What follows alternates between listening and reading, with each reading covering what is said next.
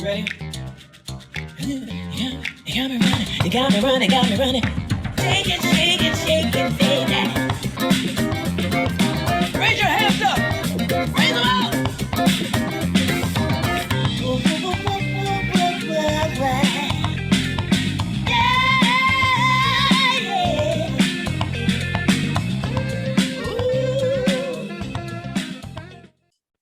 All right, hi everyone, and welcome to the call today with Gimme and myself for the daily currency call presented by Forex Trading Asia. It is the 21st of January 2022. A big welcome to everyone watching the call live as well from the LCMS Traders Club, and hello to everyone else watching it on the delayed telecast with the YouTube subscriptions as well that we've got offered. If you are looking to get into the LCMS Traders Club, make sure you visit the Jindal Thai website as well. And just before we get into everything, a quick introduction as well. This is the daily currency call presented from Monday to Friday at 11 a.m. GMT +8. And today we will be looking at the USDCAD, we'll be looking at oil, also cryptocurrency to conclude. But before then, we will be looking at the upcoming FOMC meeting on Wednesday with Gimme. But before we get into all the details of that, I'll just share a risk disclaimer as well. Just important to point out that we will be sharing trade ideas and information in regards to the markets, and that any information shared in this video is not intended to be a trade recommendation. It is solely the opinion and views of the speakers. So please remember to do your own analysis prior to entering any trades. All right, so just to get us kicked off, we will be looking into the upcoming FOMC meeting on Wednesday, and Kim Hong, currency strategist at LCMS Traders, will just be going through a bit of a preview and how to prepare for it as well. So over to you now, Gimme. Okay, happy Friday, everyone. TGIF. By the way, just a minor correction to what Scott has mentioned. Okay, it's not FOMC that I'll be covering today. It's the BOC, Bank of Canada, which will take place next Wednesday. Okay, FOMC, yes, I'll be covering it, but probably when it gets closer to the date. All right, to keep the excitement in. All right. Okay, so the BOC, Bank of Canada. All right. What did they do previously? Okay, previously they held monetary policy unchanged. Okay, and then they actually carry out a revision in the statement. Okay, let me just show you guys the statement. So what you're looking at right now is the previous statement released by the central bank. Okay, back in the December 8th meeting. All right. And it's more like a forward guidance, I would say. All right. So over, where is it? Let me just use the search function. The bank continues. Great. So over here, okay, you can see that it says the bank, the central bank, continues to expect CPI inflation to remain elevated in the first half of 2022 and ease back towards 2% in the second half of the year. Okay. Before this meeting, okay, which was I think November 2021's meeting, all right, the central bank actually said something like the bank now expects CPI inflation to be elevated into next year and ease back to around the 2% target by late 2022. Okay, so back in November, it was the bank's projection was late 2022. Okay, and then in December, they have revised it to first half of second half of the year. Okay, so you see the difference. Late 2022 may very well be referring to more of a fourth quarter of 2022. Okay, but then in December, when they say second half of the year, it means, you know, the third quarter is included as well. Okay, so they are kind of like, I would say, shifting their expectation that inflation will go back to their 2% targets earlier, slightly earlier. Okay, I mean, there's a possibility, okay, that inflation may actually return to their 2% target slightly earlier than previously expected, okay, in November. Okay, so it's actually a good thing, I would say, but nonetheless, okay, they are still expecting inflation to be high up, okay, during the first half of this year. Okay, so that was what happened during the previous meeting in December. Okay, So this time round, okay, during their meeting next Wednesday at 2300 GMT plus 8, all right, what can we expect from the Bank of Canada? Okay, now expect a hike, okay, expect an interest rate hike from the Bank of Canada next Wednesday during their monetary policy meeting. Yes, you heard it right. Why is that the case? What you are looking at right now is the Canadian Consumer Price Index. Well, the headline, okay, headline inflation data year on year, okay. So on when was it again? I think it was on 2 days ago, okay, on Wednesday, the Canadian CPI data was being released.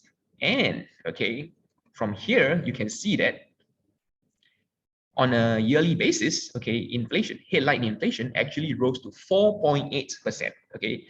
So at the moment, it's the highest level, okay, but how high was it? How high has it been? Okay, so if we were to actually scroll back, sorry, I have to put you guys through this, this minimized chart that I'm showing you guys right here. Okay, but actually, you know what?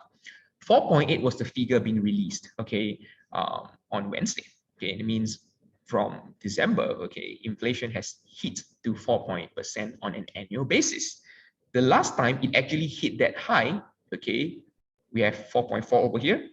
We have 5.5% over here. Okay, so the last time it actually went higher than 4.8% was back in okay, the data release was on October 1991.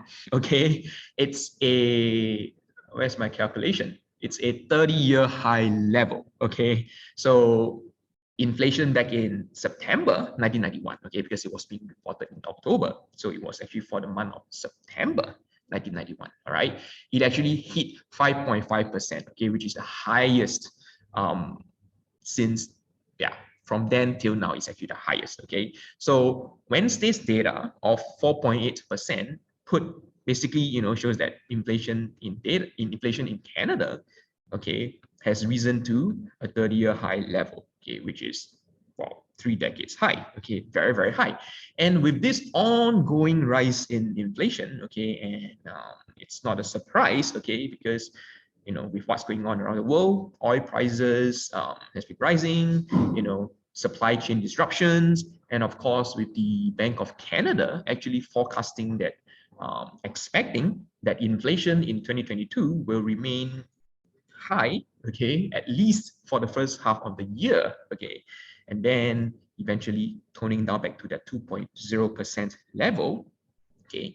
The only way that the central bank can actually tame this whole rise in inflation is through interest rate hikes. Okay, now suppose for the first half of 2022 they were not to carry out any interest rate hike. Okay, no attempts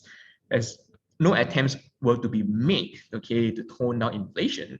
Then for sure during the third and the fourth quarter of this year, we will likely see a rise in forward guidance from the central bank. Okay, because inflation is no way going to be coming back down to the central bank's 2.0% just like that, just out of no reason, toning back down, okay? Because we are still facing all these supply chain disruptions, oil price rising and things like that, okay?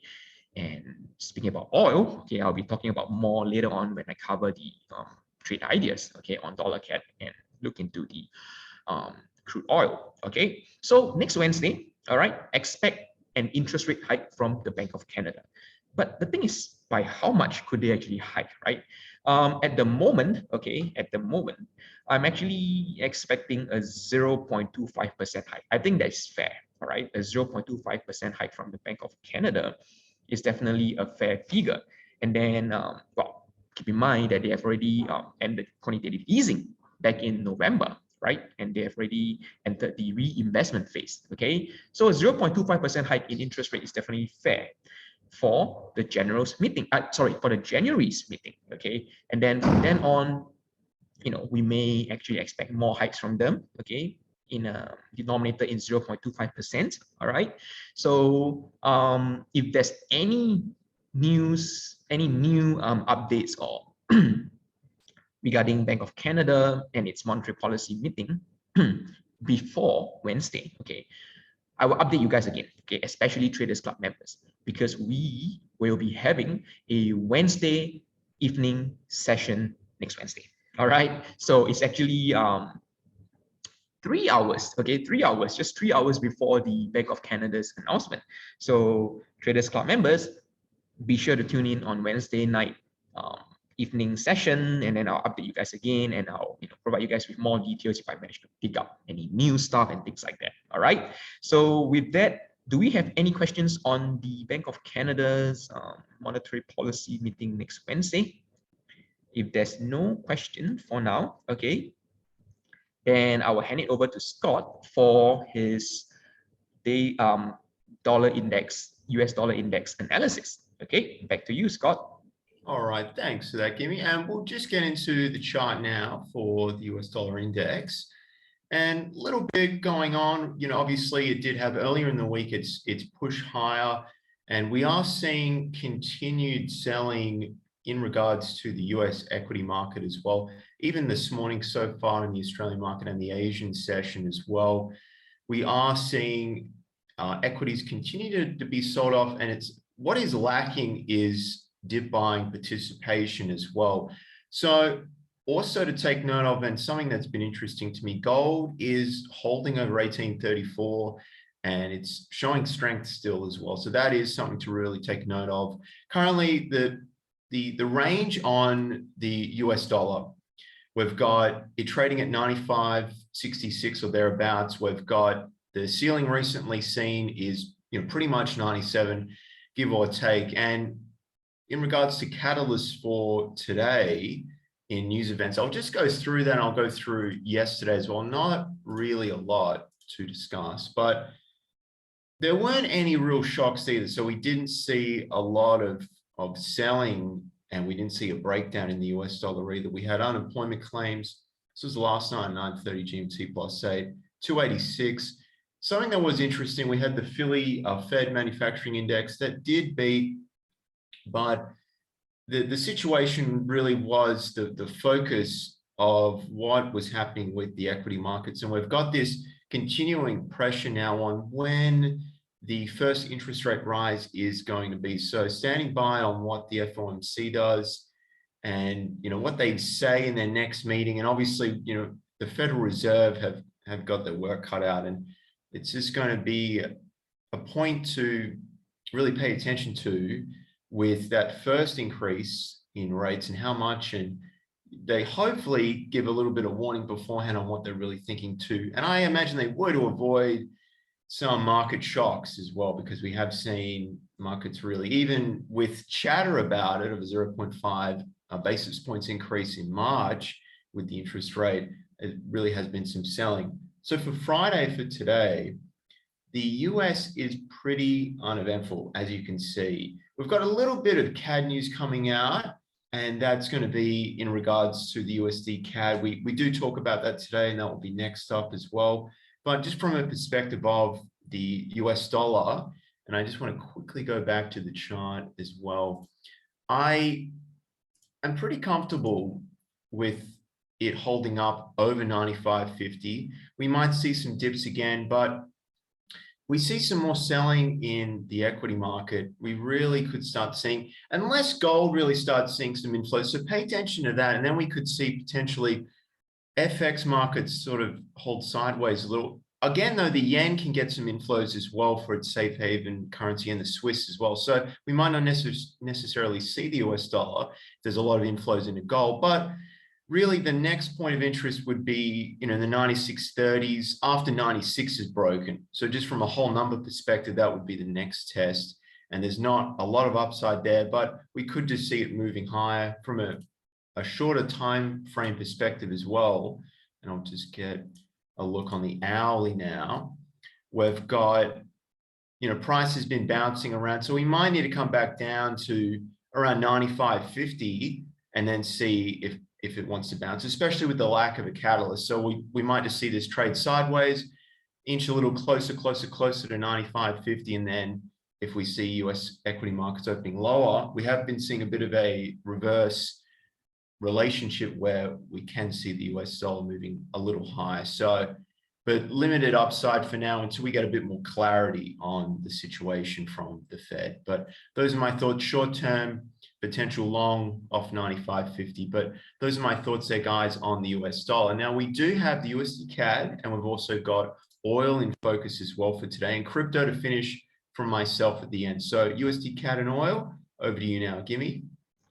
I'm back. Okay, dollar CAD. Interesting. On a day time frame, okay, you guys can see that this horizontal red dotted line is the 1.25 key level. And what do you guys realize? All right, on a daily time frame, we actually see that since 13th of January, all right, on a daily basis, okay, this level has been, well, dollar CAD has been trying to breach below this level, but then to no avail, right? I mean, you can see that the long lower shadow, some even longer than the body of the candle, all right, simply tells you that maybe we are not ready to break below, maybe we're not ready to trade below this 1.25 level at the moment, okay?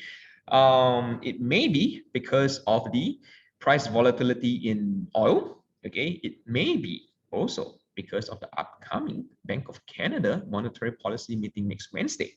Okay, so whatever the reason, well, it can also be because of all the political tensions that's happening right now around the world. Okay, with so many uncertainties, so much uncertainties coming in right now. Okay, no doubt that dollar CAD may not be ready to do a break below the key level. Okay, so with that, let's head over to a lower time frame. Let's look at H4. So will I be looking to buy or will I be looking to sell in this case? Okay, I'll be looking for buying, both buying and selling opportunities at the moment. Okay, but keep the trades really, really short term. Okay, I will start off with buying opportunities. Okay, at the moment, all right, on H4 time frame, it's actually trying to bounce above the 1.25 key level. Okay, so if things were to turn out well, okay, turn out well meaning if it actually were to break above, well, hit the 1.254 level, which is around here, we are getting very close to the level. Okay, let me just put it in blue. We are getting very close to this level. Right now it's trading at 1.25, around 1.2524, okay, which is probably like some, well, spread inclusive, which is probably some close to 15 pips away from the entry level. Okay, that will be my buy entry. All right, and then stop loss, it will be below.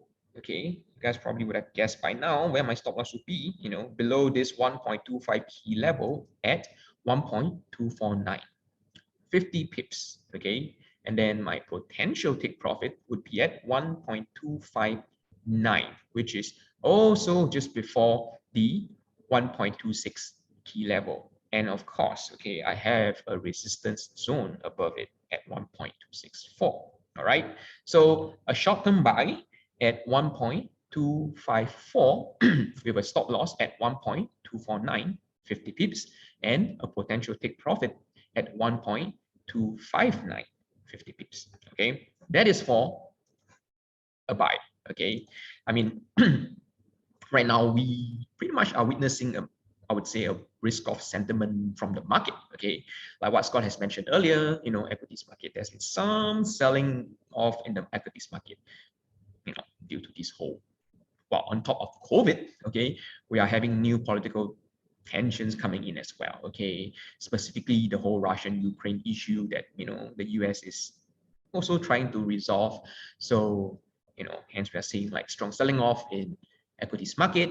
We are seeing a strong sell-off in risky currencies, okay, risky currencies against the safe haven currencies like the Japanese yen, the US dollar, and the Switzerland francs. Okay, so if the Canadian dollar were to be sold off against the US dollar, then we can expect buying opportunities in dollar CAD. Okay, so that's for the buy trade opportunities. What about sell? All right, in order, okay, for me to be convinced that a selling opportunity is in, okay, dollar CAD will have to break below the 1.25 key level. And you can see, from just now earlier on, when you guys were looking at the daily time frame, all right, you see many long shadows, lower shadows, okay, probably due to, okay, let me just draw some lines over here. This over here, okay, moving down, trying to break below, but then only to have it bounce back up, all right, moving down, trying to break below, only to have it bounce back up. Right now, again, we are seeing a test below, but then, it's trying to move back up again, okay? So, which is why I say, I have to emphasize that this 1.25 level is kind of a strong interim support, okay? So, selling opportunities will only be carried out when it breaks below this level, okay? 1.25 level, which I'm looking at 1.245. 1.245, which is around here. Okay, let me just remove all these trend lines here just to have a clearer view of where my entry is. Okay, 1.245 would be the level that I'm looking for a sell. Okay, well, maybe I should change it to something like a purple. Okay, more clarity. Okay, so 1.245 would be my selling opportunities. If you guys want to be more, I would say, cautious, okay, want to play more safe, you guys can look at 1.244. All right, pretty much 10 pips lower than where is the low at the moment. Okay, the recent low at the moment. Okay, then my stop loss, okay, level would be at 1.251, just above this strong level over here. In a scenario whereby it's been broken, okay, it would have become a resistance level. All right, and then my potential take profit, I can safely set it at 1.234, which is just above my support level of 1.23. Okay, so as usual, the same old question: should you actually hold your trade down all the way to this take profit level 1.24234, okay, which is 110 pips. Okay, the stop loss is 60 pips, so you're looking at risk reward of close to 1:2. All right, so should you hold your trades down to 1.234? The answer is not necessary. Okay, no, especially when it's Friday, market will be closed. Currency markets, okay, I have to make it clear, currency market will be closed over the weekend. Okay, and with the whole political turmoil coming in and things like that, we are not sure, okay, if there's going to be any developments over the weekend. All right, and if it does, okay, if any development were to come in over the weekend, then we can expect prices to gap upwards or downwards depending on how it unfolds, how the progress, in political issue were to unfold. All right, prices likely are to gap up or gap downwards depending on which pair you are trading. Okay, and that may actually I don't know, trigger your stop loss or your take profit. Okay, and it's all in all, it's basically a risk to take. All right, and we don't really want that to happen because it can cause, I don't know, a roller coaster ride in your whole trading career and things like that. Right, so in a scenario whereby it breaks below 1.25 and hit this selling level, okay, yes, look to sell, okay, but still, like I've said, keep your trade short term because we don't know what's going to happen, maybe later in the afternoon or maybe later in the evening. All right, so that is for the selling opportunities for dollar CAD. Okay, any questions on dollar CAD trading opportunity? If there's no questions on this trade idea, okay, I would like to move on to US oil.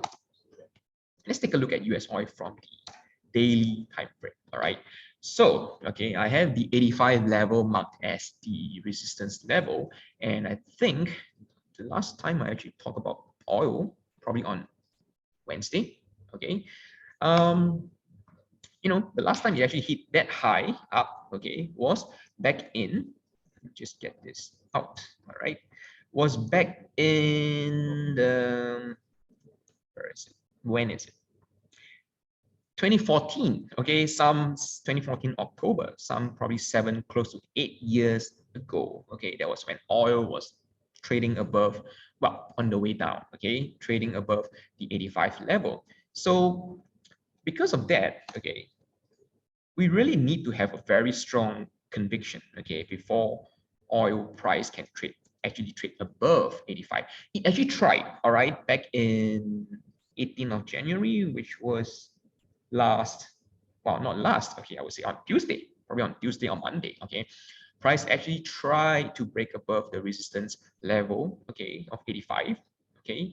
But then you see, you know, there's this strong bounce down back and it just comes back down, all right. And at the moment, it's trading at 83. So what this tells us is that, you know, oil price is not ready to trade above 85 per barrel at the moment, okay. So will we be looking to buy? No, answer is no, okay. Like I've said, you know, oil price have to, well, crude oil has to really trade above 85 before we can look for buying opportunities. Because if we were to buy when it was around here, all right, 87, 88, okay, look where it has taken us to, back down to 83, okay, there may be quite a bit of a loss, I would say, for those with like tight stop loss, okay. But nonetheless, okay, we can still look for short-term selling opportunities of crude oil, all right, because the recent trend is pretty much downwards, okay. Recent as this week, okay, it's pretty much downwards, okay. So if you guys do trade oil, personally I don't, okay, because I'll rather use oil as an indicator for the Canadian dollar, okay, strengthening or the weakening of the Canadian dollar. So, but I mean, I know some of you actually trade the crude oil or the Brent crude as well, okay, WTI or Brent as well, all right. So if you guys are looking for trading opportunities in crude oil, you know, or maybe even the Brent, okay, just take a look at the UK oil, all right, which is Brent. Yeah, it's actually pretty much similar, okay. At the moment, we are seeing this recent downtrend, okay, coming in, all right. So if you guys are actually planning to trade UK oil or WTI oil, okay, yeah, look for short-term selling opportunities. That's the way I will approach oil price at the moment, okay, because it's not ready to break above 85 at the moment.